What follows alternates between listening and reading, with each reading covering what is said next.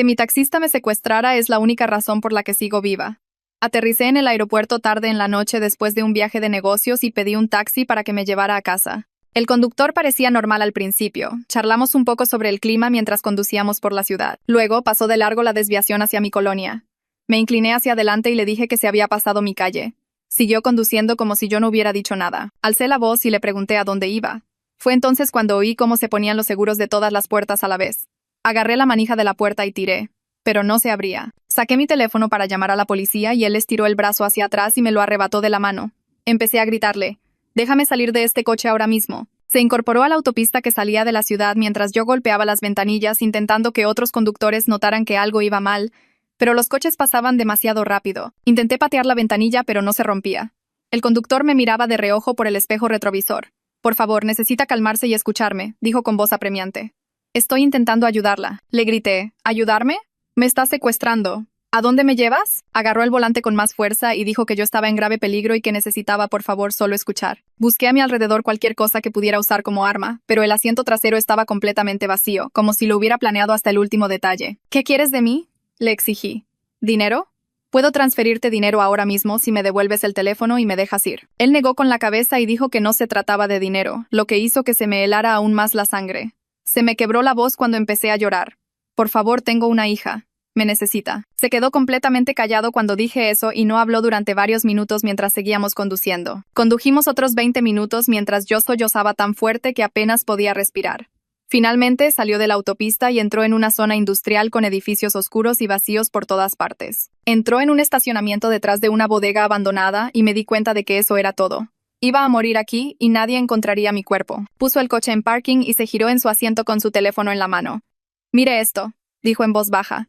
«Por favor, solo mire». Había fotos en la pantalla que mostraban mi casa, mi coche en la cochera, el edificio de mi oficina y fotos mías caminando hacia mi coche después del trabajo. Se desplazó hacia arriba por los mensajes de texto con las manos temblando. Alguien me contrató para recogerla en el aeropuerto esta noche, pero no como taxista. Hizo una pausa y su voz bajó apenas un susurro, sino como sicario. Sentí como si todo el aire hubiera salido de mis pulmones mientras explicaba que había aceptado el trabajo hacía 2 días y que el cliente me quería muerta. Quería que pareciera un accidente durante el viaje en taxi, pero cuando estaba investigando sobre mí, fue a mi oficina y vio las fotos de mi hija en mi escritorio, y se le quebró la voz cuando dijo que él tiene una hija de la misma edad y que simplemente no pudo seguir adelante con el plan. Había estado conduciendo sin rumbo durante la última hora intentando averiguar qué hacer. Apenas pude articular las palabras. «¿Quién te contrató? ¿Quién me quiere muerta?». Giró su teléfono hacia mí y me mostró el nombre del contacto que decía «Cliente, M.V.», que es el nombre de mi esposo, Marco Vargas. Sacudí la cabeza. «No, eso es imposible. Mi esposo nunca me haría daño». El conductor se desplazó por más mensajes que mostraban que mi esposo quería que se hiciera esta noche específicamente porque él estaba en una conferencia de trabajo en Monterrey con 100 testigos y que había contratado un seguro de vida a mi nombre hacía 6 meses por 20 millones de pesos. Sentí que iba a vomitar mientras leía los mensajes que demostraban que mi esposo había estado planeando esto durante semanas y ya había pagado la mitad por adelantado. «Necesito llamar a la policía ahora mismo», dije. El conductor me agarró la muñeca. «No puedes», dijo con firmeza. «Tu esposo solicitó específicamente que un detective llamado Haro se encargara de la investigación si algo salía mal». Me miró fijamente. «Es corrupto. Está en la nómina de tu esposo». No sabía qué hacer porque no podía llamar a la policía y no podía ir a casa. El conductor me miró y dijo que mi esposo sabía que yo ya debería haber llegado a casa y que probablemente ya estaba enviando a alguien más para terminar el trabajo. Sentí una oleada de ira que atravesó el miedo. «Necesito volver a mi casa», dije. «Necesito enfrentarlo». El conductor me agarró el brazo con fuerza. «Eso es exactamente lo que él quiere. Mira esto». Abrió algo en su teléfono que mostraba imágenes de la cámara de seguridad de dentro de mi casa en ese preciso momento. Había un hombre con un pasamontañas parado en mi sala esperando a que yo llegara. Mi hija estaba en casa de mi madre este fin de semana. Gracias a Dios. Los ojos del conductor se encontraron con los míos. «Tenemos a lo mucho 1 hora antes de que tu esposo se dé cuenta de que sigues viva y cambie su plan.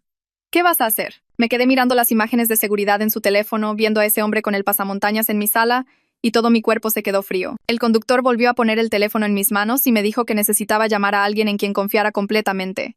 Alguien que Marco no conociera o que apenas supiera que existía. Repasé a todas las personas en mi vida y me di cuenta de que Marco conocía a mi familia, a mis vecinos, a la mayoría de mis amigos. Pero entonces pensé en Vanessa, del trabajo, con quien había sido amiga durante 3 años, pero de quien nunca hablaba mucho en casa porque a Marco no le interesaba mi vida laboral. Busqué su número con manos temblorosas y presioné llamar antes de poder pensar demasiado en lo que estaba haciendo. Contestó al segundo timbrazo preguntando, ¿qué pasó? Intenté explicarle, pero mi voz salió entrecortada y rota. Le dije que necesitaba ayuda ahora mismo y que no podía explicarle por teléfono. ¿Pero podía por favor venir a recogerme? Vanessa no hizo ni una sola pregunta. Solo dijo, voy para allá. ¿Dónde estás? Le di la dirección de la bodega mientras el conductor mantenía los ojos en el espejo retrovisor, vigilando la calle por si algún coche nos estaba siguiendo o buscando. Vanessa dijo que llegaría en 20 minutos y que no colgara, pero le dije que no podía y colgué porque tenía miedo de que alguien pudiera rastrear la llamada o algo así. El conductor y yo nos quedamos sentados en silencio durante unos minutos y yo seguía actualizando la transmisión de la cámara de seguridad, viendo al hombre enmascarado pasearse por mi sala, tocando mis cosas. Cada minuto se sentía como una hora mientras esperábamos. Y no dejaba de pensar en lo cerca que estuve de entrar por esa puerta, a mi propia casa, donde alguien me estaba esperando para matarme. Finalmente, vi unas luces de coche entrar en el estacionamiento y el conductor se tensó, hasta que vimos que era el sedán azul de Vanessa.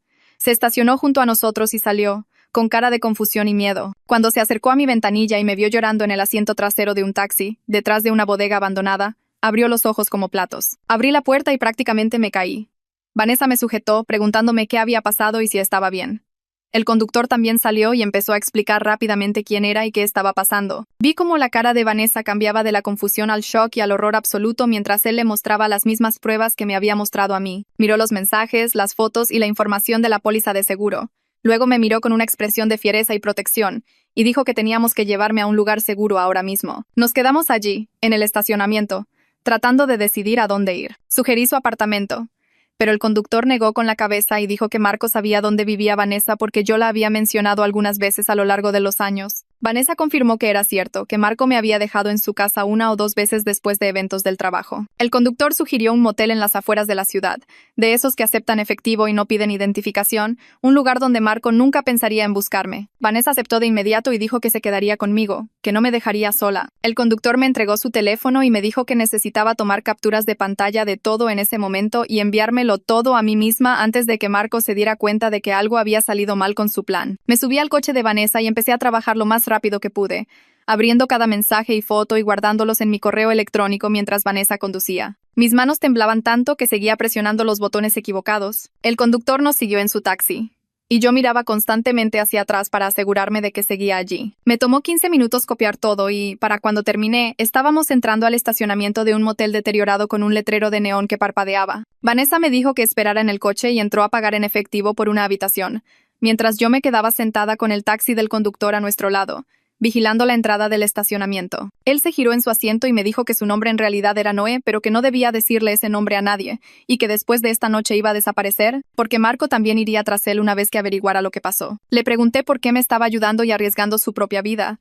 Él solo repitió que tenía una hija de la misma edad que la mía y que no podía hacerle esto a otra niña. Vanessa regresó con una llave y entramos a la habitación, que olía a cigarro y tenía la alfombra manchada, pero no me importó porque al menos era un lugar que Marco no conocía. Noé se fue después de asegurarse de que entramos a salvo, y vi cómo se alejaba su taxi, preguntándome si volvería a verlo alguna vez. En el segundo en que se cerró la puerta, me derrumbé por completo. Vanessa me sostuvo mientras yo empezaba a sollozar tan fuerte que no podía respirar. Me abrazó en esa cama asquerosa de motel mientras yo lloraba y le contaba todo sobre cómo mi esposo de 8 años había estado planeando asesinarme por el dinero del seguro. Lloré probablemente durante 10 minutos seguidos mientras Vanessa solo me abrazaba y me dejaba desahogarme. Luego dijo suavemente que necesitábamos pensar qué hacer a continuación porque Marco no tardaría en darse cuenta de que algo había salido mal. Saqué mi teléfono y empecé a mirar todas las pruebas que había guardado, leyendo los mensajes con más atención ahora. Y fue entonces cuando noté algo que había pasado por alto antes, en medio del pánico. Marco no solo había contratado a una persona para matarme, había referencias en los mensajes a un plan B y a alguien más que estaba en espera si era necesario, lo que significaba que ese hombre enmascarado que esperaba en mi casa no era la única amenaza que existía. Se lo mostré a Vanessa y vi cómo su rostro palidecía mientras leía los mensajes. Dijo que teníamos que llamar a la policía en ese mismo instante, pero le recordé lo del detective Harrow, que era corrupto y estaba en la nómina de Marco. Vanessa pensó un minuto y luego dijo, ¿y si llamamos a la FGR, la Fiscalía Federal, en lugar de a la policía local? Esto es una conspiración de asesinato por encargo, lo cual debe ser algún tipo de delito federal. Me di cuenta de que eso era realmente inteligente y busqué el número de la oficina local de la Fiscalía General de la República, FGR, en mi teléfono. Mi dedo se cernía sobre el botón de llamar mientras intentaba encontrar el valor para hacer esto real, para denunciar oficialmente a mi propio esposo por intentar mandarme matar. Vanessa puso su mano en mi hombro y asintió. Presioné el botón. El teléfono sonó 2 veces antes de que alguien respondiera, Pedí hablar con alguien sobre un complot de asesinato por encargo. Me transfirieron y tuve que explicarlo de nuevo. Luego me transfirieron una tercera vez antes de que finalmente me comunicaran con un agente llamado Julián, quien dijo que él manejaba crímenes violentos. Empecé a explicar lo que estaba pasando y él me interrumpió. Me dijo que dejara de hablar y solo le diera la dirección donde estaba. Dijo que enviaría agentes hacia mí en ese momento y que no debía decir nada más por teléfono porque no sabíamos quién podría estar escuchando. Colgué y me senté en la cama del motel, mirando mi teléfono mientras mis manos temblaban tanto que apenas podía sostenerlo. Vanessa caminaba de un lado a otro frente a la ventana, apartando la cortina cada pocos segundos para revisar el estacionamiento. Me preguntaba si estaba bien y yo seguía sintiendo, aunque claramente no estaba bien en absoluto. Esperamos en ese silencio horrible durante lo que pareció una eternidad, pero probablemente fueron solo 15 minutos, antes de que Vanessa viera unas luces entrar al estacionamiento. Llegaron 2 coches al mismo tiempo y 4 personas con trajes oscuros se bajaron. Vanessa abrió la puerta incluso antes de que tocaran. Los agentes me mostraron sus placas y me pidieron que les explicara todo lo que había sucedido esa noche. Saqué mi teléfono y les mostré las capturas de pantalla que había tomado de los mensajes de Noé, las fotos de mi casa, los mensajes de texto entre Marco y Noé sobre el trabajo. Una de las agentes, una mujer con cabello oscuro y corto, tomaba notas mientras yo hablaba y el otro, un tipo alto con gafas, me pedía que hablara más despacio y repitiera los detalles. Estaba hablando demasiado rápido porque mi cerebro todavía iba a 1000 por hora y no parecía poder calmarme. Me preguntaron sobre el detective Harrow y les expliqué lo que Noé me había dicho acerca de que era corrupto y estaba en la nómina de Marco. La agente intercambió una mirada con su compañero que me dijo que se estaban tomando esto en serio. Unos 20 minutos después de la entrevista, llegó otro coche y un hombre de unos 40 años, con cabello entrecano y rostro serio, entró en la habitación. Se presentó como Julián, el agente con el que hablé por teléfono, y dijo que él se haría cargo a partir de aquí. Los otros 2 agentes dieron un paso atrás y Julián se sentó frente a mí en la pequeña mesa. Tenía una forma de mirarme que me hizo sentir que realmente creía todo lo que estaba diciendo, lo cual fue un gran alivio después de sentirme tan sola y asustada. Julián me pidió que empezara desde el principio una vez más. Le conté toda la noche, desde el aterrizaje en el aeropuerto hasta que Noé reveló el plan y hasta ver al hombre enmascarado en mi casa en las cámaras de seguridad. Escuchó sin interrumpir y cuando terminé se reclinó en su silla y dijo que me creía, y que íbamos a resolver esto juntos. Luego explicó que antes de que pudieran arrestar a Marco necesitaban verificar toda la evidencia e investigar la participación del detective Harrow, porque si Harrow era realmente corrupto, no podían confiar en el departamento de policía local con nada de esto. Julián dijo que construir un caso sólido podría llevar días o incluso semanas, porque tenían que ser minuciosos y asegurarse de que Marco no pudiera librarse de los cargos por algún tecnicismo. Se me cayó el alma a los pies cuando dijo semanas, porque me di cuenta de lo que eso significaba. No podría ver a mi hija durante ese tiempo, porque si Marco sabía que estaba viva, podría intentar usarla para llegar a mí o lastimarla para castigarme. Julián debió ver el pánico en mi cara, porque puso su mano sobre la mesa entre nosotros y me dijo que mi hija estaba a salvo en casa de mi madre y que nos aseguraríamos de que siguiera a salvo. Le pregunté qué se suponía que debía decirle a mi mamá sobre por qué no podía ir a recoger a mi hija, y él dijo que tenía una idea al respecto. Sacó su teléfono y me lo entregó diciendo que debía llamar a mi mamá desde su número para que no pudiera ser rastreado hasta mí. Mis manos seguían temblando cuando marqué y mi mamá contestó al segundo timbrazo. Le dije que había surgido una emergencia en el trabajo,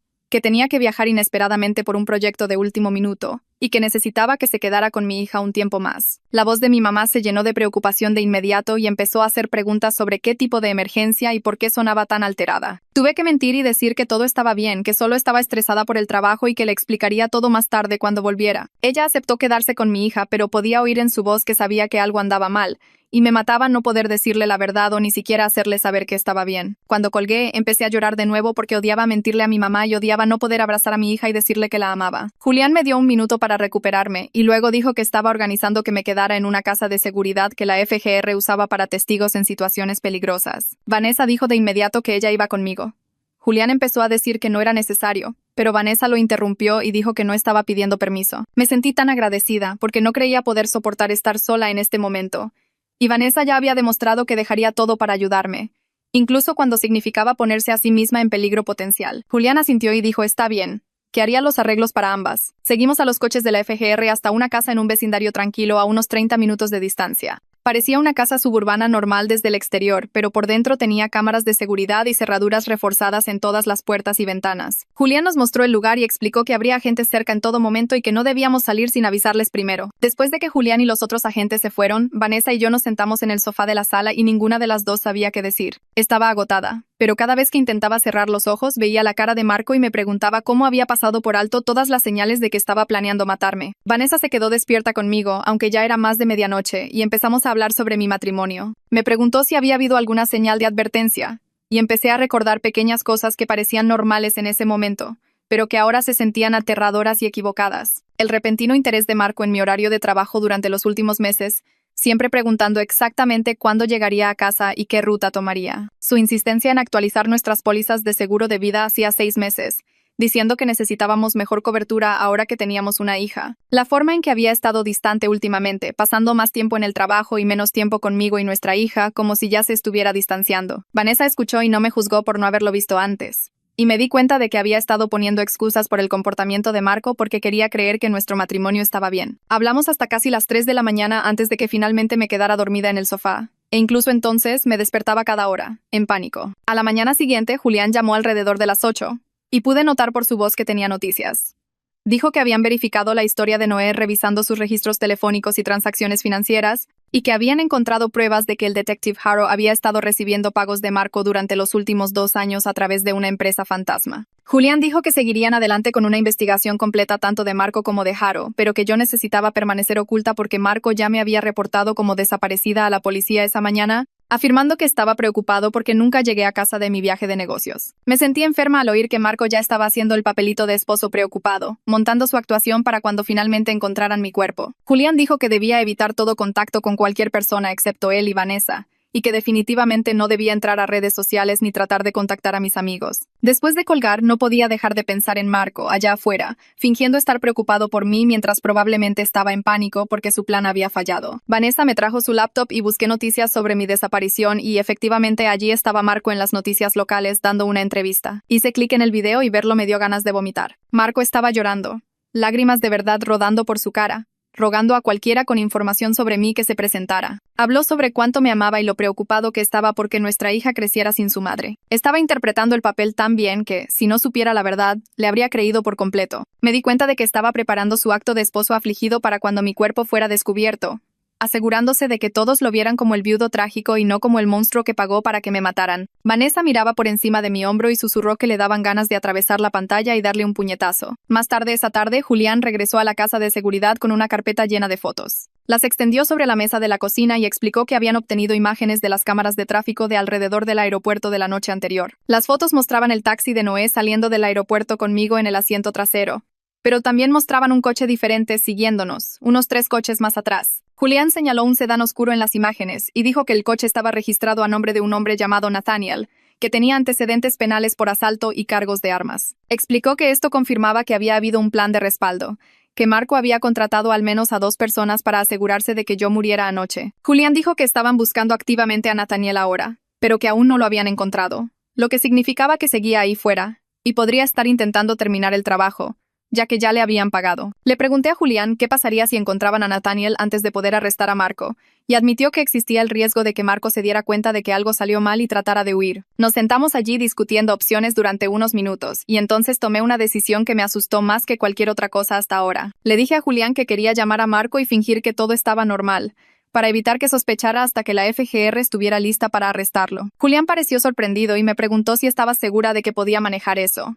Le dije que tenía que intentarlo, porque si Marco huía, tal vez nunca enfrentaría la justicia por lo que intentó hacer. Julián me configuró una línea telefónica que la FGR monitorearía y grabaría, y me indicó qué decir. Me recordó que mantuviera la calma, que no revelara nada sobre dónde estaba o lo que sabía, y que mantuviera la llamada corta. Practiqué un par de veces con Julián interpretando el papel de Marco hasta que sentí que podía hacerlo sin derrumbarme. Luego, respiré hondo y marqué el número de Marco. Contestó al primer timbrazo, y su voz estaba llena de falsa preocupación mientras preguntaba dónde estaba y por qué no había llegado a casa. Tuve que tragarme toda mi ira y miedo y mentir, diciéndole que había decidido quedarme una noche extra en un hotel cerca del aeropuerto porque estaba demasiado cansada para conducir después de que mi vuelo se retrasara. Pude oír el cambio en su tono, el cálculo detrás de su preocupación mientras preguntaba en qué hotel estaba y decía que iría a recogerme de inmediato. Le dije que en el Marriott cerca del aeropuerto, pero que ya estaba haciendo el checkout y que estaría en casa en 1 hora aproximadamente. Julián seguía sintiendo y articulando palabras de aliento mientras mis manos temblaban tanto que casi se me cae el teléfono. La voz de Marco adquirió un tono filoso cuando insistió en que debía ir a recogerme ahora mismo, que le preocupaba que condujera estando tan cansada. Me obligué a reír y le dije que estaba bien, que ya me había tomado un café y que lo vería pronto. Julián estaba haciendo un gesto de cortar con la mano en la garganta, diciéndome que terminara la llamada. Le dije a Marco te amo, y las palabras se sintieron como veneno en mi boca. Él dijo yo también te amo y no puedo esperar a verte. Colgué antes de empezar a gritarle. Julián me quitó el teléfono de las manos temblorosas y me dijo que lo había hecho de maravilla, que la llamada fue perfecta. Reprodujo la grabación y pudimos oír el cambio en el tono de Marco cuando dije que ya me iba, esa tensión que no estaba allí antes. Julián explicó que la reacción de Marco demostraba que sabía que algo había salido mal, porque yo debería estar muerta, y el hecho de que no contestara significaba que su plan había fallado de alguna manera. La FGR estaba adelantando su cronograma y arrestaría a Marco en las próximas horas, antes de que pudiera huir o intentar algo desesperado. Julián dijo que necesitaba quedarme en la casa de seguridad hasta que tuvieran a Marco bajo custodia, porque no se sabía qué podría hacer si se daba cuenta de que yo seguía viva y sabía sobre su plan. Vanessa volvió a entrar en la habitación y preguntó cómo había ido la llamada. Le dije que ya estaba hecho y que iban a arrestar a Marco hoy mismo.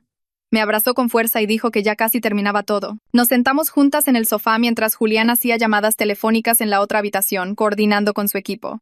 Podía oírlo dar órdenes sobre vigilancia y procedimientos de arresto. Vanessa me tomó la mano y me preguntó si estaba bien. Le dije que no sabía cómo sentirme, porque una parte de mí todavía no podía creer que Marco realmente hubiera intentado matarme. Ella me recordó la evidencia. El hombre enmascarado en mi casa, todo lo que Noé me había mostrado. Pasaron 2 horas lentísimas mientras esperábamos noticias.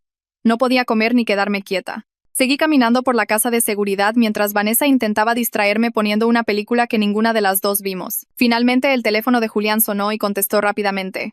Observé su rostro mientras escuchaba y lo vi sonreír.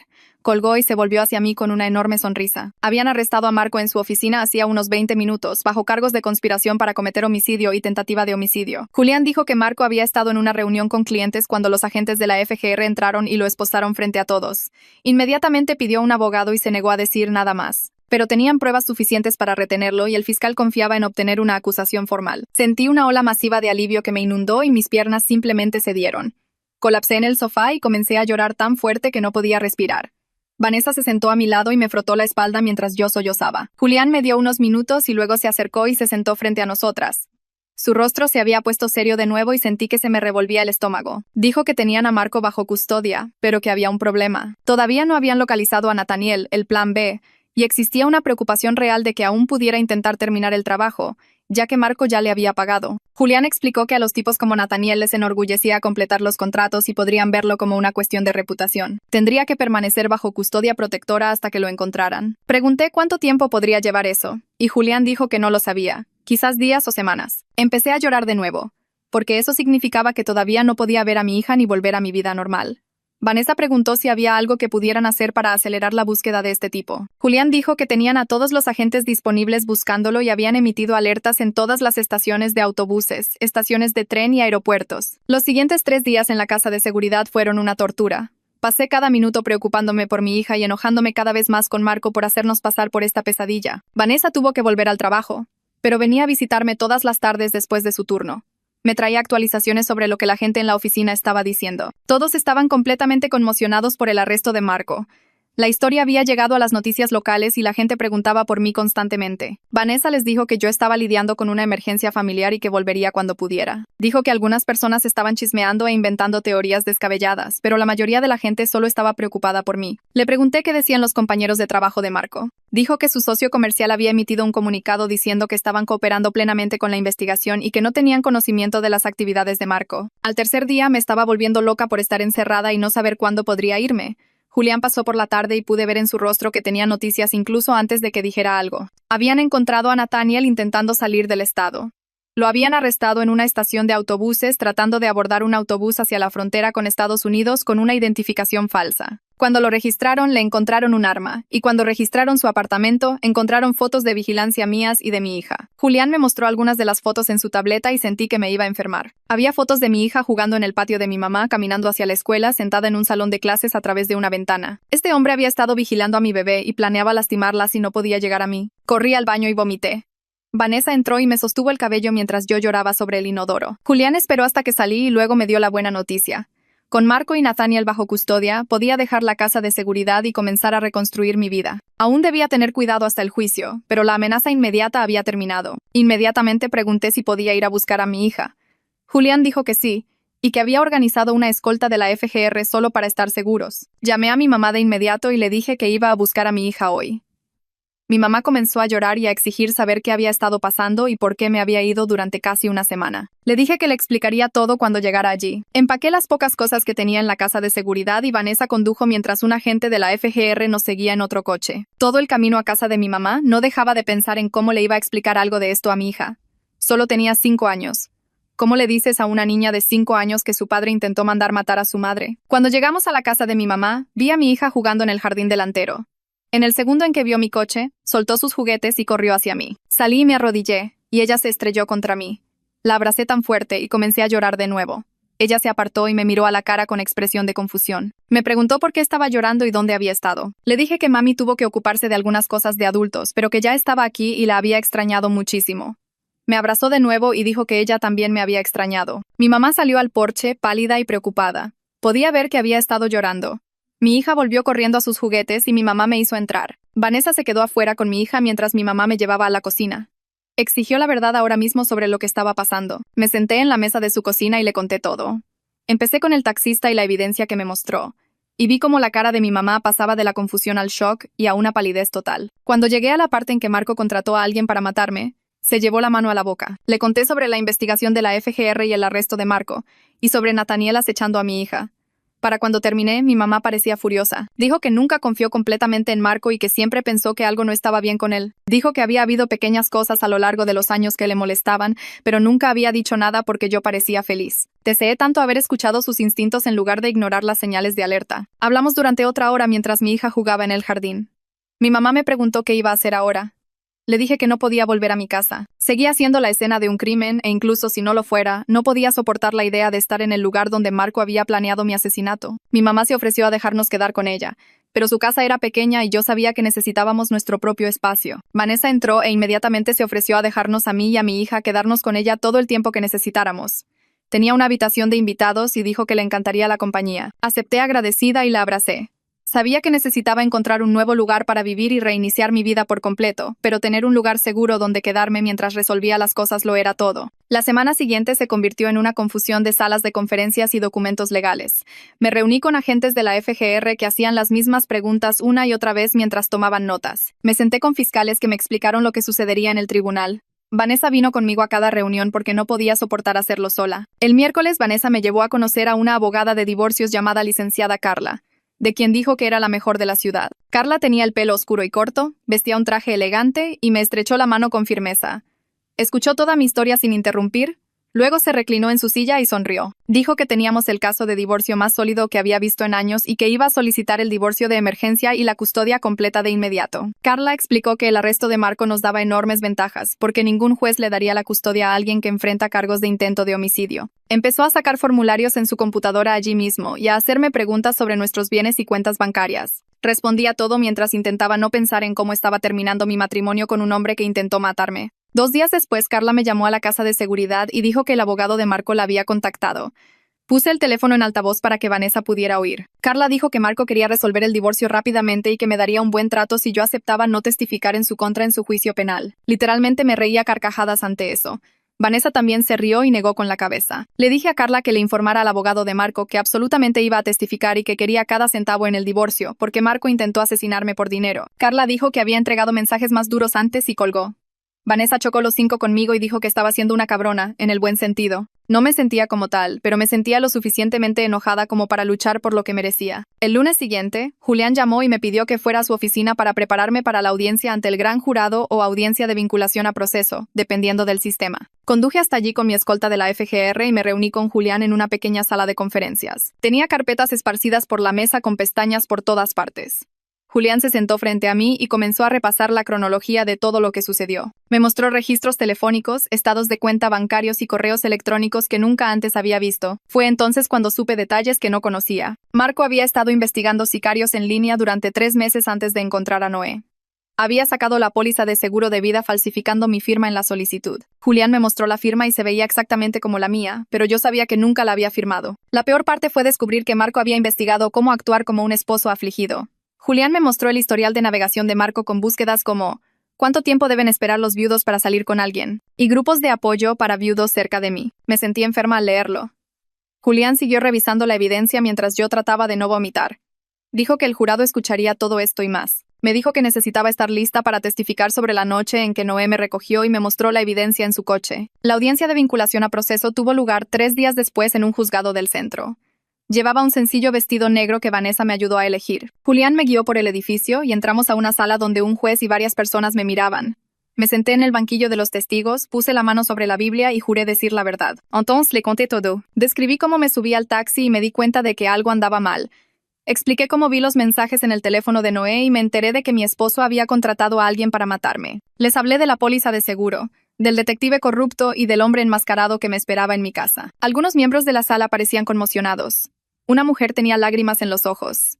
Respondí a sus preguntas durante más de una hora, hasta que mi voz empezó a temblar. Cuando terminé, Julián me acompañó a salir y dijo que lo había hecho muy bien. 2 horas después, llamó para decirme que el juez había vinculado a proceso a Marco por conspiración para cometer homicidio, fraude de seguros y tentativa de homicidio. Julián dijo que la evidencia era abrumadora y que Marco probablemente pasaría décadas en prisión. Me sentí aliviada, pero también vacía, como si hubiera agotado todas mis emociones. A la mañana siguiente, Carla llamó con noticias que me sorprendieron. Dijo que el socio comercial de Marco, Luca, quería reunirse conmigo. Afirmaba que tenía información sobre las finanzas de Marco que podría ayudar en mi caso de divorcio. Le dije a Carla que no confiaba en eso y que pensaba que podría ser una trampa. Carla dijo que ya había investigado a Luca y que parecía legítimo. Sugirió que nos reuniéramos con él juntas en su oficina, donde estaríamos a salvo. Acepté, pero también llevé a Vanessa para tener apoyo adicional. Luca apareció puntualmente cargando un maletín. Era mayor que Marco, con cabello canoso y parecía cansado. Me dio la mano y dijo que lamentaba mucho lo que Marco había hecho. Luego abrió su maletín y sacó carpetas llenas de documentos financieros. Los extendió sobre la mesa de conferencias de Carla y comenzó a señalar números. Luca nos mostró que Marco había estado sacando dinero de las cuentas de la empresa durante meses. Los documentos probaban que Marco había robado más de 4 millones de pesos y Luca tenía los estados de cuenta bancarios para demostrarlo. Luca se sentó y se frotó la cara. Explicó que había descubierto el dinero faltante hacía 2 semanas y confrontó a Marco al respecto. Marco afirmó que era para una inversión de negocios que se había caído y prometió devolverlo. Luca le creyó en ese momento porque habían sido socios durante 8 años. Pero ahora Luca se daba cuenta de que Marco había estado robando para pagar mi asesinato. Luca dijo que se sentía enfermo sabiendo que había confiado en alguien capaz de eso. Le dijo a Carla que quería testificar y proporcionar todos los registros financieros. Carla miró los documentos y dijo que esto fortalecería significativamente mi caso de divorcio. También significaba que Marco enfrentaba aún más cargos penales por malversación y fraude. Luca se disculpó conmigo de nuevo antes de irse. Le agradecí por presentarse, aunque probablemente perjudicaría su negocio. Después de que se fue, Carla dijo que ahora teníamos municiones para quitarle todo a Marco en el divorcio. Esa misma semana, Carla recibió otra llamada de la compañía de seguros que emitió la póliza sobre mi vida. Querían informarme que estaban investigando la póliza que Marco había contratado. El investigador de seguros dijo que sospechaban fraude basado en la firma falsificada y el momento del arresto de Marco. Me pidieron que proporcionara una declaración sobre la póliza y acepté. Carla explicó que la compañía de seguros probablemente presentaría sus propios cargos por fraude contra Marco. Me di cuenta de que todo el plan de Marco se estaba desmoronando en todas direcciones. Enfrentaba cargos criminales por intentar matarme. Enfrentaba demandas civiles de su socio comercial. Enfrentaba cargos de fraude de seguros. Su reputación profesional estaba destruida. Todo lo que había construido se estaba derrumbando, y él mismo se lo había buscado. Sabía que necesitaba ayuda para procesar todo, así que encontré una terapeuta a través de una referencia de Julián. Su consultorio estaba en un edificio tranquilo, con sillas cómodas e iluminación suave. Me senté en su diván y le conté toda la historia mientras ella escuchaba y tomaba notas. Me hizo preguntas sobre cómo estaba durmiendo y comiendo. Admití que apenas dormía y que la comida no me sabía a nada. La terapeuta dijo que estaba lidiando con un trauma y que eso era completamente normal. Durante las siguientes sesiones me ayudó a entender algo importante. Mi incapacidad para ver la verdadera naturaleza de Marco no era un fracaso de mi parte. Explicó que las personas que planean cosas como un asesinato a menudo son expertas en ocultar quiénes son realmente. Manipulan y mienten tan bien que incluso las personas cercanas a ellos no lo ven. Dijo que no debía culparme por no saberlo. Eso me dio permiso para empezar a perdonarme a mí misma por haber pasado por alto las señales. Mi hija comenzó a hacer preguntas más difíciles a medida que pasaban los días. Quería saber por qué no volvíamos a casa y por qué Marco no estaba cerca. Me senté con ella en el sofá de Vanessa e intenté encontrar las palabras adecuadas. Mi terapeuta me había ayudado a encontrar la manera de explicarle las cosas sin asustarla. Le dije que a veces los adultos toman decisiones muy malas que lastiman a la gente. Le dije que papá tomó decisiones peligrosas y por eso ya no podía estar cerca de nosotras. Me preguntó si papá todavía la quería. Le dije que sí, porque no quería quitarle eso. Le expliqué que amar a alguien no significa que tomen buenas decisiones. Ella pareció aceptar eso y volvió a jugar con sus juguetes. Mi terapeuta dijo que lo había manejado bien y que seguiríamos teniendo estas conversaciones a medida que creciera y pudiera entender más. Vanessa me ayudó a empezar a buscar un nuevo departamento, porque no podía quedarme con ella para siempre. Pasamos los fines de semana recorriendo colonias con buenas escuelas y calles seguras. Carla me había ayudado a acceder al dinero de la cuenta conjunta que Marco y yo compartíamos. Tenía suficiente para el depósito y el primer mes de alquiler en un lugar decente. Encontramos un departamento de 2 recámaras en una colonia con parques y familias. Tenía un pequeño patio y el edificio tenía seguridad. Firmé el contrato de arrendamiento y sentí que se me quitaba un peso de encima. Mudarnos a un espacio que era completamente mío y de mi hija, sin recuerdos de Marco, se sintió como el primer paso real hacia la sanación. Vanessa me ayudó a comprar muebles y mi hija eligió los colores de la pintura para su nueva habitación. De pie en nuestro departamento vacío, con cajas por todas partes, sentí algo que no había sentido en semanas. Esperanza. Unos días después, Julián llamó y dijo que Noé quería saber cómo estaba. Julián explicó que le habían conseguido protección de testigos a Noé, ya que los socios de Marco podrían ir tras él por rechazar el trabajo. Noé se puso al teléfono y me preguntó si estaba bien. Su voz sonaba aliviada cuando le dije que sí. Me dijo que estaba empezando de nuevo en otro estado con su hija y que se sentía bien con la decisión que tomó esa noche. Le agradecí por salvarme la vida y ambos supimos que probablemente nunca volveríamos a hablar. Pero me alegré de que él y su hija estuvieran a salvo. Volví al trabajo la semana siguiente. Solo medio tiempo al principio porque aún no estaba lista para días completos. Mis compañeros de trabajo fueron increíblemente comprensivos cuando entré, dándome abrazos y diciéndome que se alegraban de que estuviera de vuelta. Podía notar que algunos querían hacer preguntas sobre lo que pasó, pero Vanessa dejó claro que yo no quería discutirlo y gradualmente la gente dejó de preguntar. Simplemente me trataron con normalidad, que era exactamente lo que necesitaba para sentir que mi vida podía volver a ser regular. Carla me llamó unas semanas después con la noticia de que la fecha del juicio de Marco se había fijado para dentro de 4 meses. Dijo que el divorcio finalizaría antes de eso, lo que significaba que legalmente estaría libre de él antes de enfrentarlo en el tribunal penal. El abogado de Marco hizo otra oferta de acuerdo.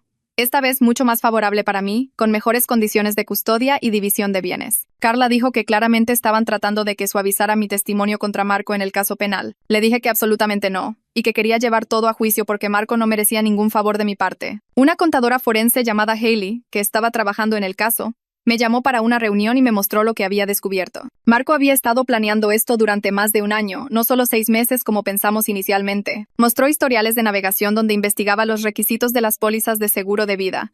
Buscaba contratar sicarios en la dark web e incluso veía videos en línea sobre cómo actuar como un esposo afligido. Cada nuevo detalle me revolvía el estómago porque demostraba lo calculado y frío que había sido. Hailey dijo que la evidencia de premeditación fortalecería significativamente el caso de la fiscalía. El juicio por corrupción del detective Harrow ocurrió antes del juicio penal de Marco, y tuve que testificar sobre lo que Noé me dijo esa noche acerca de que Harrow estaba en la nómina de Marco. Me senté en el estrado de los testigos y expliqué cómo el taxista me advirtió que Harrow era corrupto y que encubriría mi asesinato. El fiscal mostró registros financieros que probaban que Harrow recibió pagos de Marco durante 2 años. Harrow fue condenado por corrupción, obstrucción de la justicia y conspiración. El juez lo sentenció a 15 años de prisión. Al salir de esa sala del tribunal sentí que se había hecho justicia, pero también me di cuenta de lo cerca que estuvo Marco de salirse con las suyas si Harrow hubiera sido el que investigara. Mi hija comenzó en su nueva escuela y yo observaba nerviosamente para ver cómo se adaptaba.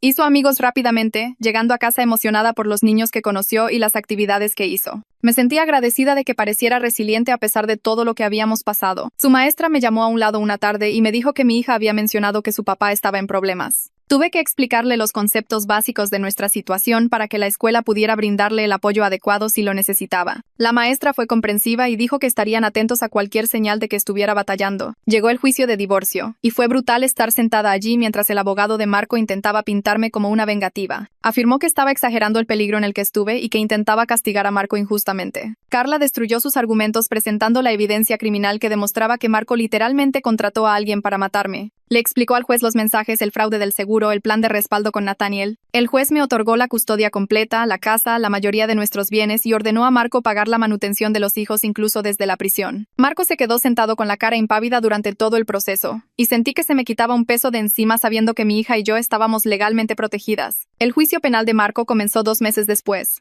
y yo era la testigo estrella de la fiscalía. Entré a la sala del tribunal y vi a Marco sentado en la mesa de la defensa, con un traje, sin parecerse en nada al hombre con el que me casé. Subí al estrado y le conté al jurado esa noche en detalle, describiendo el terror de estar encerrada en el taxi y enterarme de que mi esposo me quería muerta. Tuve que mirar a Marco al otro lado de la sala mientras testificaba.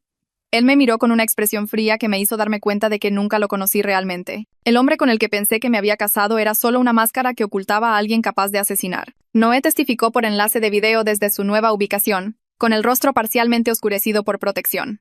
Su testimonio fue poderoso mientras describía cómo recibió el contrato sobre mi vida y tomó la decisión de rechazarlo. Le mostró al jurado los mensajes y fotos que Marco le envió, explicando cómo Marco quería que pareciera un accidente. El jurado parecía horrorizado al ver la evidencia. Vi a varios miembros del jurado fulminando a Marco con la mirada, con disgusto, y supe que el testimonio de Noé estaba calando hondo. Nathaniel llegó a un acuerdo con la fiscalía y testificó contra Marco a cambio de una sentencia reducida.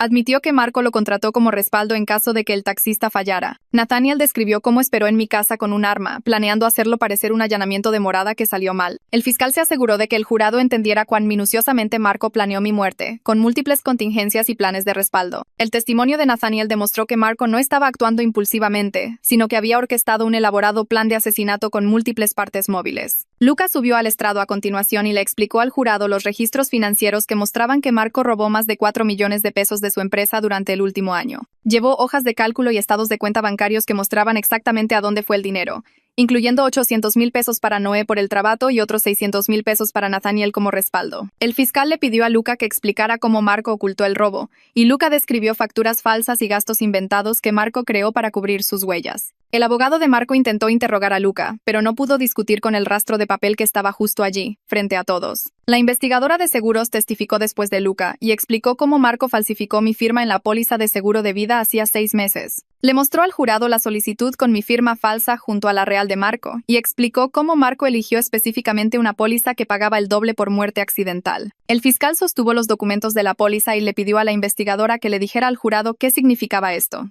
Ella dijo que demostraba que Marco planeaba hacer que mi muerte pareciera un accidente para poder cobrar 40 millones de pesos en lugar de 20. Vi a los miembros del jurado inclinarse hacia adelante en sus asientos y vi a varios de ellos negar con la cabeza, disgustados. El abogado de Marco se puso de pie para presentar su defensa e intentó afirmar que Marco estaba teniendo una crisis de salud mental y no estaba pensando con claridad cuando planeó todo. Trajo a un psiquiatra que en realidad nunca examinó a Marco, pero habló sobre cómo el estrés puede hacer que las personas hagan cosas que normalmente no harían. La fiscal destrozó esto mostrando toda la cuidadosa planificación que Marco hizo durante meses. La investigación de sicarios, los documentos de seguro falsificados, el plan de respaldo con Nathaniel. Le preguntó al psiquiatra si alguien que tiene un colapso mental podría ejecutar una planificación tan detallada y el psiquiatra admitió que parecía poco probable. El jurado se retiró a deliberar. Me senté en el pasillo con Vanessa y mi mamá, esperando escuchar el veredicto. 4 horas después, el oficial de la sala nos llamó de nuevo al tribunal, y el presidente del jurado se puso de pie para leer los veredictos. Culpable de conspiración para cometer homicidio. Culpable de tentativa de homicidio. Culpable de fraude de seguros. Culpable de malversación de fondos. Sentí que Vanessa me agarraba la mano mientras el juez agradecía al jurado y fijaba la fecha de la sentencia para 2 semanas después. Llegó la audiencia de sentencia y el fiscal me preguntó si quería dar una declaración de impacto de la víctima. Me puse de pie frente a toda la sala del tribunal y miré directamente a Marco mientras hablaba. Le dije al juez cómo Marco destruyó mi sentido de seguridad y confianza. Cómo no puedo dormir sin revisar cada cerradura 2 veces. Cómo mi hija crecerá sin un padre debido a sus elecciones. Describí el terror de esa noche en el taxi y enterarme de que el hombre con el que me casé me quería muerta por dinero del seguro. Marco miró fijamente a la mesa todo el tiempo que hablé y nunca me miró ni una sola vez. El juez le preguntó a Marco si tenía algo que decir, y el abogado de Marco le aconsejó que se quedara callado. El juez sentenció a Marco a 40 años de prisión, sin posibilidad de libertad condicional durante 15 años. Sentí que se me quitaba un peso enorme de encima, sabiendo que ya no podía hacernos daño. Julián me encontró afuera de la sala del tribunal después y me dijo que estaba realmente impresionado por mi fuerza durante todo el proceso. Dijo que mi testimonio fue crucial para obtener la condena y que casos como este a menudo se desmoronan cuando las víctimas tienen demasiado miedo de participar. Me di cuenta de que, de hecho, estaba orgullosa de mí misma por haberlo llevado hasta el final en lugar de esconderme. Puse la casa en venta la semana siguiente porque no podía soportar la idea de que mi hija creciera allí, sabiendo lo que su padre planeó en esas habitaciones. Una familia la compró en un mes,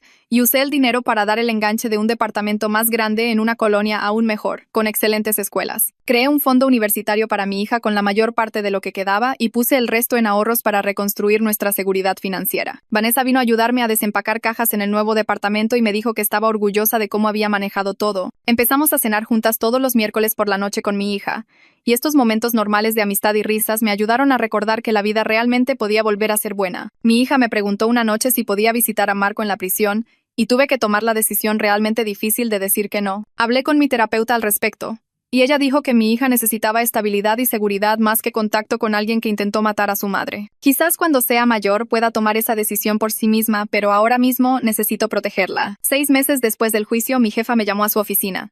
Pensé que algo andaba mal, pero en lugar de eso me ofreció un ascenso. El nuevo puesto venía con mejor paga y más flexibilidad para trabajar desde casa cuando lo necesitara, y me dijo que estaba impresionada por cómo había manejado todo. Me di cuenta sentada allí de que ya no estaba solo sobreviviendo. De hecho, estaba construyendo una vida mejor de la que tenía antes. Una basada en la verdad en lugar de mentiras. Una reportera llamada Jana me contactó a través de mi abogada, preguntándome si hablaría con ella sobre violencia doméstica y casos de asesinato por encargo. Lo pensé durante unos días y finalmente acepté hacer una entrevista, siempre y cuando mantuviera mi nombre en el anonimato. Quería que otras mujeres conocieran las señales de advertencia y confiaran en su instinto si algo se sentía mal en su matrimonio. Tal vez mi historia podría ayudar a alguien más a reconocer el peligro antes de que fuera demasiado tarde. El artículo salió 3 semanas después en una revista femenina nacional con el titular sobre planes de asesinato por encargo y violencia doméstica. Gianna mantuvo mi nombre en el anonimato, como prometió, pero incluyó suficientes detalles para que la historia se sintiera real y urgente. En la primera semana, la revista me reenvió correos electrónicos de 7 mujeres diferentes que dijeron que leer mi historia les hizo reconocer señales de advertencia en sus propios matrimonios. Una mujer escribió que su esposo acababa de contratar una gran póliza de seguro de vida a nombre de ella y estaba actuando de manera extraña, y que ella se iba a salir de allí antes de que fuera más lejos. Me senté en la mesa de mi cocina leyendo estos mensajes y llorando, porque algo tan horrible en realidad había ayudado a alguien más a mantenerse a salvo. La revista hizo un artículo de seguimiento 2 meses después sobre cuántas mujeres se habían comunicado después de la primera pieza, y la conversación en torno al fraude de seguros de vida como motivo de asesinato comenzó a recibir más atención de las agencias de procuración de justicia en todo el país. Una organización contra la violencia doméstica en la ciudad me contactó a través de la revista, preguntándome si estaría dispuesta a ser voluntaria y compartir mi historia en grupos de apoyo. Me reuní con su directora en un café y me explicó que ayudaban a las mujeres a navegar el sistema legal y a encontrar recursos para dejar situaciones peligrosas. Empecé a ser voluntaria cada 2 martes por la noche, sentándome en círculos con otras sobrevivientes y contando mi historia sobre cómo mi esposo contrató a alguien para matarme. La primera vez que compartí frente a un grupo, mis manos temblaban tanto que apenas podía sostener mis notas, pero las mujeres escuchaban con comprensión en sus ojos, porque sabían lo que se sentía ser traicionada por alguien que se suponía que te amaba. Conocí a mujeres que habían sobrevivido a cosas mucho peores que yo, y seguían de pie, seguían luchando, seguían ayudando a otras. Su fuerza me hizo sentir menos sola. Una mujer llamada Kenia se convirtió en mi amiga después de que conectamos por tener ambas hijas pequeñas a las que estábamos protegiendo. Ella me enseñó que sanar no se trataba de olvidar lo que pasó, sino de negarse a dejar que eso definiera toda tu vida. Mi hija cumplió 7 años en abril y le organicé una fiesta de cumpleaños en nuestro departamento con 10 niños de su nueva escuela. Colgué serpentinas en la sala y compré un pastel decorado como un unicornio porque era su cosa favorita ese mes. Verla reír con sus amigos mientras jugaban y comían pizza me hizo darme cuenta de que ella realmente iba a estar bien a pesar de todo. Era resiliente de una manera que no había entendido completamente antes, capaz de encontrar alegría, hacer amigos y simplemente ser una niña normal. Aunque su padre estuviera en prisión por intentar matar a su mamá, siempre llevaría algunas cicatrices de esta experiencia y tendría preguntas a medida que creciera, pero no estaba rota ni dañada sin reparación. Era amada, estaba a salvo y rodeada de personas que la protegerían, y eso era suficiente. Julián me llamó unos días después de la fiesta para decirme que Noé había enviado un mensaje a través de la FGR preguntando cómo estaba. Julián explicó que Noé estaba establecido en su nueva ubicación con su hija y le iba bien en su nuevo trabajo, y quería que yo supiera que a veces pensaba en esa noche y esperaba que yo estuviera bien. Le pedí a Julián que le enviara un mensaje de vuelta diciendo que me iba muy bien y agradeciéndole a Noé por tomar la decisión que tomó cuando más importaba. Escribí que me salvó la vida al elegir su conciencia sobre el dinero, y que esperaba que él y su hija tuvieran un futuro maravilloso juntos. Julián dijo que Noé respondió que mi mensaje significaba mucho para él, porque a veces todavía luchaba con la culpa por su antigua profesión, pero saber que yo estaba a salvo y prosperando le hacía sentir que había hecho al menos una cosa verdaderamente buena. Vanessa me arregló una cita 6 meses después del juicio con un tipo llamado Tomás, que trabajaba en su empresa en un departamento diferente. Nos vimos para tomar un café un sábado por la tarde mientras mi hija estaba en casa de mi mamá.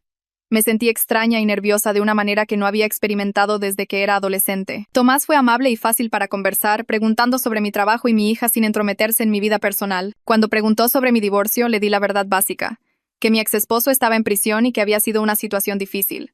Tomás solo asintió y dijo que entendía si no estaba lista para nada serio. Hablamos durante 2 horas sobre libros, películas y cosas normales.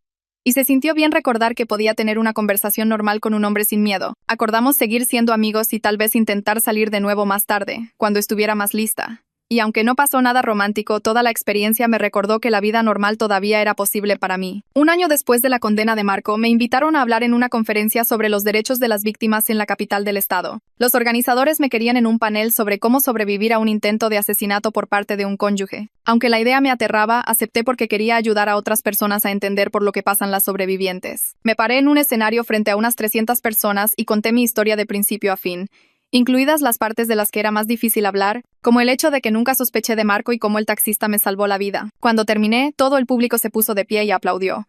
y docenas de personas se me acercaron después para agradecerme por mi valentía y honestidad. Una mujer que trabajaba para un senador me dijo que mi historia estaba ayudando a impulsar legislación sobre el fraude de seguros de vida, y una fiscal dijo que iba a usar algunos de los ejemplos de mi testimonio en la capacitación de otros fiscales. Conduje a casa esa noche sintiéndome orgullosa de mí misma por convertir algo tan horrible en algo que realmente podría ayudar a cambiar las cosas para otras personas. Mi hija me preguntó una tarde mientras preparábamos la cena juntas si yo era feliz ahora. La pregunta me sorprendió porque realmente no lo había pensado en esos términos, pero me di cuenta de que podía decir honestamente que sí. No era la felicidad ingenua que tenía cuando pensaba que mi matrimonio era bueno y mi vida era normal, pero era algo más profundo y real. Me sentía contenta sabiendo que estaba a salvo y construyendo una vida auténtica basada en la verdad en lugar de mentiras, y tenía personas a mi alrededor que genuinamente se preocupaban por mi bienestar. Le dije a mi hija que sí, que ambas éramos felices y estábamos a salvo, y que eso era lo que más importaba en el mundo. Ella sintió como si eso tuviera perfecto sentido para ella y volvió a revolver la salsa de la pasta.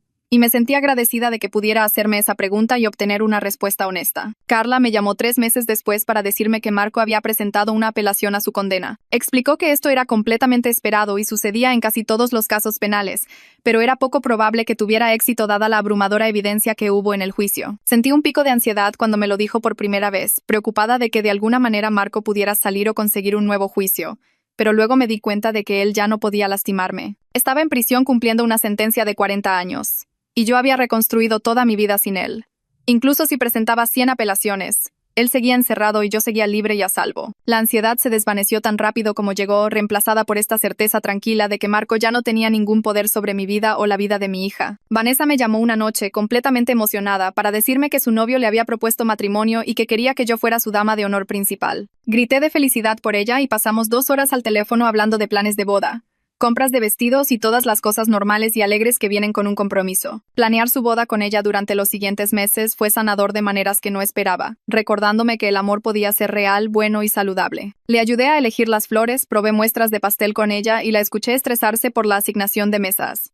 Ser parte de su felicidad me hizo creer que tal vez algún día yo también podría tener ese tipo de relación. Verla con su prometido me mostró cómo era el amor verdadero, el tipo donde ambas personas se apoyaban mutuamente y se comunicaban honestamente.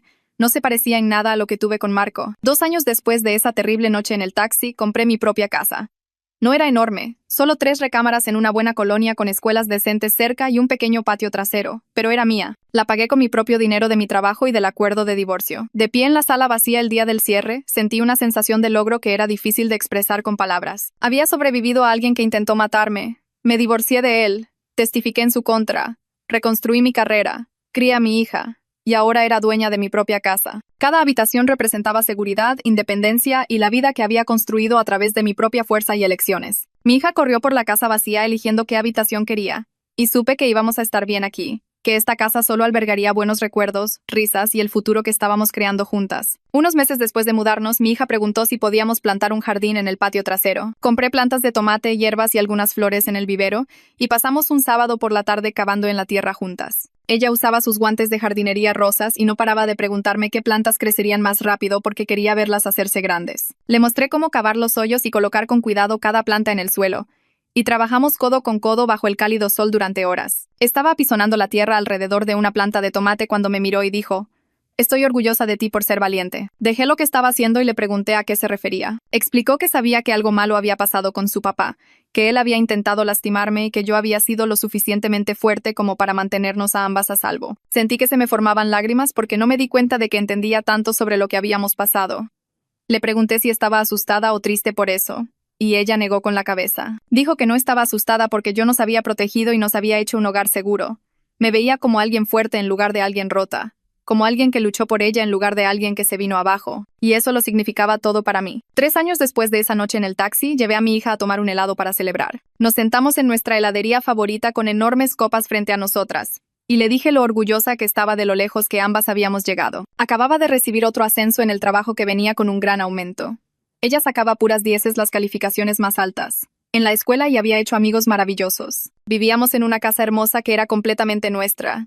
Teníamos a Vanessa y a otras personas que realmente se preocupaban por nosotras. Nunca olvidaría lo que Marco intentó hacer y lo cerca que estuve de morir esa noche, pero ya no controlaba mi vida ni definía quiénes éramos. No éramos víctimas que apenas sobrevivían cada día. Éramos 2 personas viviendo plenamente y sintiendo alegría real. construyendo un futuro verdadero basado en la verdad, la seguridad y el amor. Mi hija me sonrió con helado de chocolate en la cara y dijo, esta es la mejor vida del mundo. Estuve completamente de acuerdo con ella.